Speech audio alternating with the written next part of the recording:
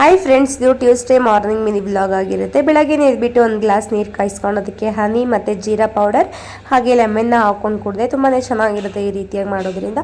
ಹಾಗೆ ನಮ್ಮನೆ ಮುಂದೆ ವ್ಯೂ ತುಂಬಾ ಚೆನ್ನಾಗಿರುತ್ತೆ, ಏಕೆಂದರೆ ಸ್ವಲ್ಪ ಮರಗಳು ಜಾಸ್ತಿ ಇದೆ. ಹಾಗಾಗಿ ನಾವು ಡೋರ್ ಓಪನ್ ಮಾಡಿದ ತಕ್ಷಣ ಫಸ್ಟ್ ಕಾಣೋದೇ ಮರಗಳು. ಹಾಗಾಗಿ ನನಗೆ ಅದು ಸ್ವಲ್ಪ ಎಂಜಾಯ್ ಮಾಡಿಕೊಂಡು ನೀರು ಕುಡಿತೀನಿ. ಮುಂಚೆಯಿಂದನೂ ಅಷ್ಟೇ, ನಾನು ಪ್ರೆಗ್ನೆಂಟ್ ಟೈಮಲ್ಲಂತೂ ತುಂಬಾ ಗ್ರೀನ್ ಟೈಮಲ್ಲಿ ಇದೇ ಸೀಸನಲ್ಲೇ ಸ್ವಲ್ಪ ತುಂಬ ಚೆನ್ನಾಗಿತ್ತು. ಆ ಟೈಮಲ್ಲಿ ನಾನು ಯಾವಾಗಲೂ ಇಲ್ಲೇ ಡೋರ್ ಹತ್ರನೇ ಕುತ್ಕೊಂಡು ಫ್ರೂಟ್ಸ್ ತಿನ್ನೋದಾಗಿರಲಿ, ವೆಜಿಟೇಬಲ್ಸ್ ಏನೇ ಆಗಿರಲಿ ಡೋರ್ ಓಪನ್ ಮಾಡ್ಕೊಂಡು ಕುತ್ಕೋತಾ ಇದೆ. ತುಂಬ ಎಂಜಾಯ್ ಮಾಡ್ತಿದ್ದೆ, ಯಾಕೆಂದರೆ ಫಸ್ಟ್ನೇದಾಗಿ ನನಗೆ ಹೇಳ್ಬೇಕಂದ್ರೆ ಸ್ವಲ್ಪ ನೇಚರ್ ಅಂದರೆ ತುಂಬ ಇಷ್ಟ.